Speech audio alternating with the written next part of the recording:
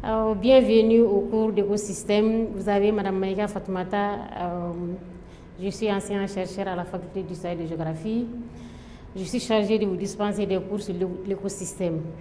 Le plan est constitué par une introduction, une définition sur les composantes de l'écosystème, sur le fonctionnement de l'écosystème et son évolution, sur l'utilité et les services que l'écosystème rend à la société.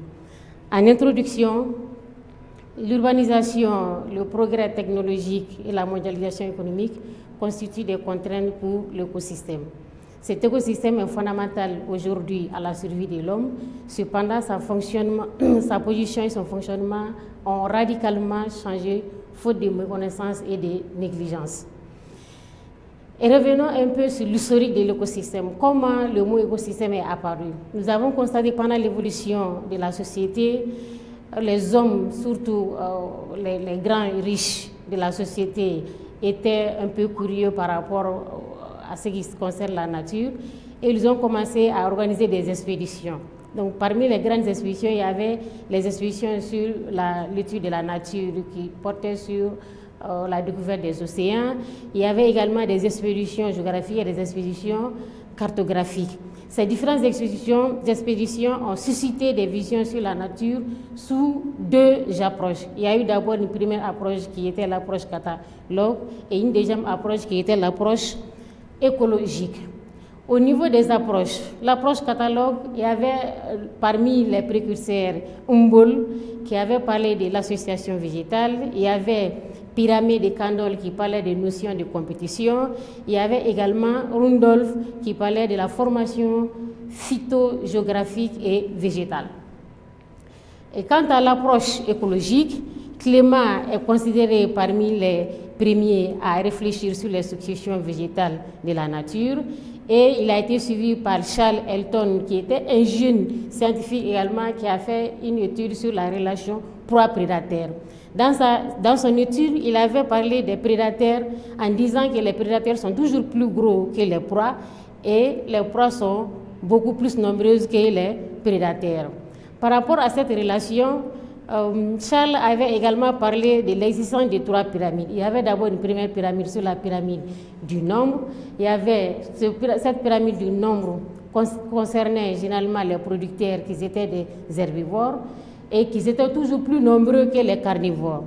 Mais le contraire se présentait au niveau des décompositeurs où le haut niveau présente plus d'organismes que les niveaux inférieurs. Si nous prenons par exemple un arbre, vous allez voir qu'un pied d'arbre peut nourrir des milliers d'insectes herbivores et des parasites.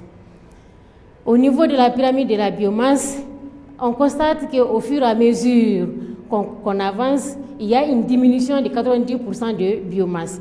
Si nous prenons l'exemple sur les herbes, si vous avez 10 000 kg d'herbes, vous avez seulement 1000 kg de sauterelles qui va servir de 1000 kg de sauterelles pour nourrir. Et ces 1000 kg de sauterelles servent à 100 crapauds pour 10 kg de serpents. Et quant à la dernière pyramide, qui est la pyramide de l'énergie, il illustre la quantité en calories par mètre carré et par an dans la biomasse, mais généralement, l'énergie diminue au fur et à mesure qu'on avance. En termes de définition, le premier chercheur savant qui est arrivé à donner une définition sur l'écosystème, il s'appelle Georges Translé, c'était en 1935. C'est une organisation ou une composition du mot grec eukos, qui veut dire maison, et systéma, qui veut dire réunion en un corps de plusieurs choses ou parties, donc un ensemble.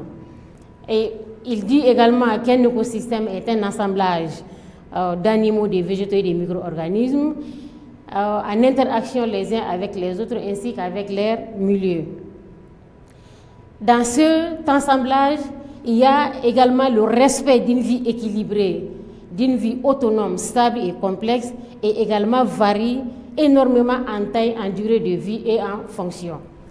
En termes de composantes de l'écosystème, nous avons deux composantes de l'écosystème. Il y a d'abord la biocénose et le biotope.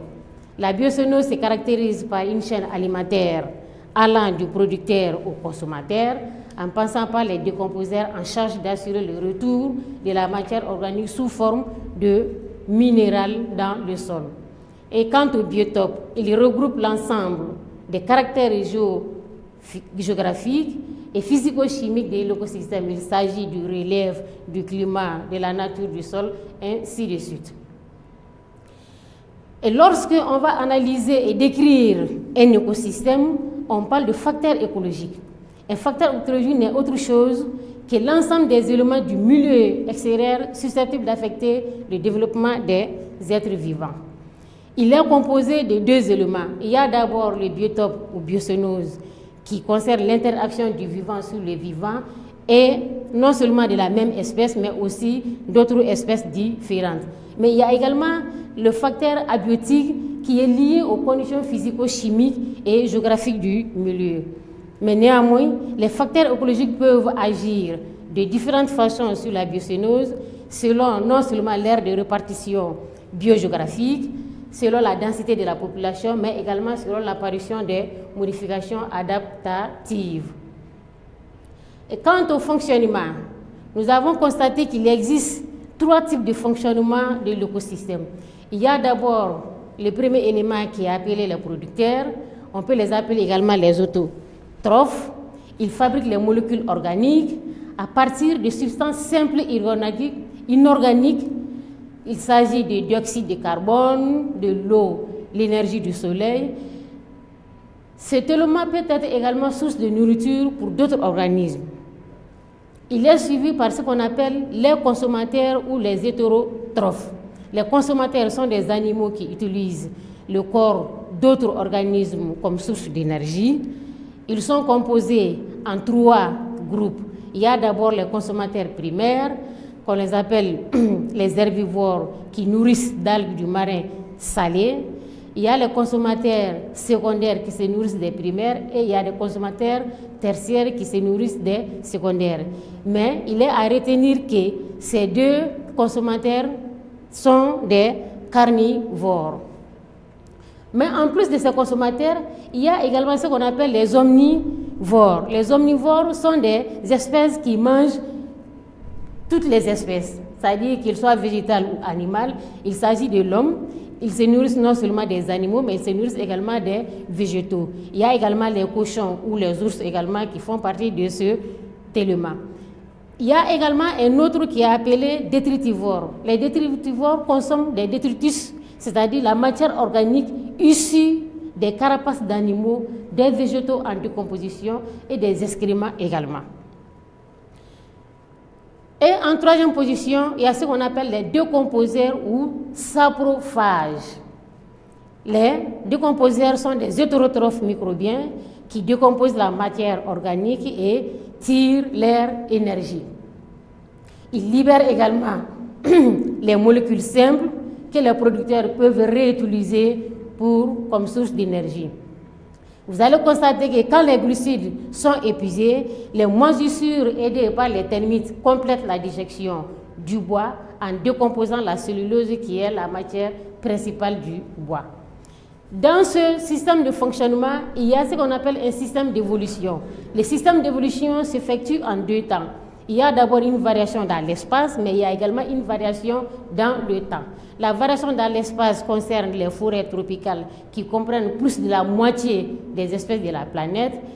Et plus les espèces végétales sont abondantes, plus les espèces animales et les micro-organismes abondent et plus les réseaux trophiques deviennent complexes. Au niveau de la variation dans le temps, on a distingué 6 périodes au cours des dernières 460 millions d'années. Chaque période dure environ 35 à 142 millions d'années et se termine par des grandes extinctions massives ainsi que des rétablissements de 3 à 8 millions d'années. En termes d'utilité par rapport à l'équilibre de l'être humain, l'écosystème rend pas mal d'utilité à l'homme. Seulement, ces utilités sont nombreuses et variées. Il s'agit d'abord de l'assainissement de l'air et de l'eau. Il contrôle la prolifération d'organismes pathogènes.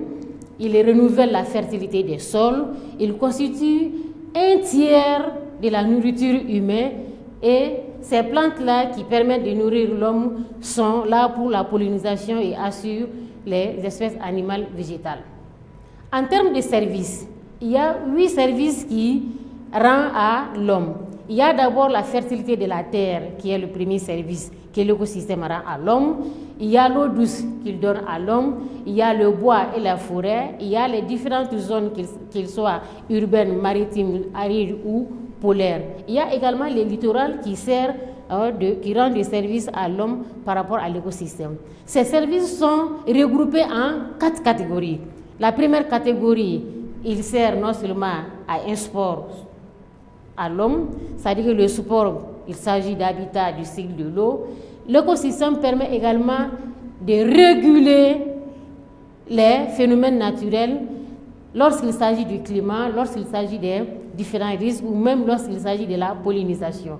Il permet également d'approvisionner la population et il sert également de facteurs comme sociaux, il rend non seulement des facteurs socio-culturels à l'homme également.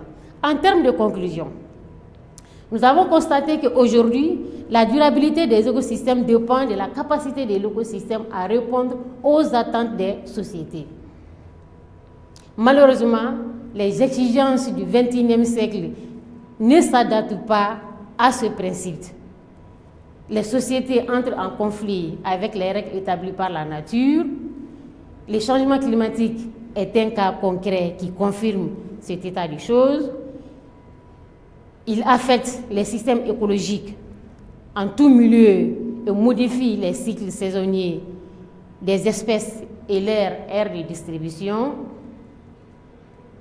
Ces modifications créent également des disparités au sein des communautés, provoquant des dynamiques complexes, elles-mêmes perturbées par des événements extrêmes d'intensité croissante, malgré l'existence des politiques publiques qui deviennent inadaptées à l'écosystème parce qu'il passe à un état indésirable. Sur ça, je vous remercie avec une petite bibliographie à votre disposition.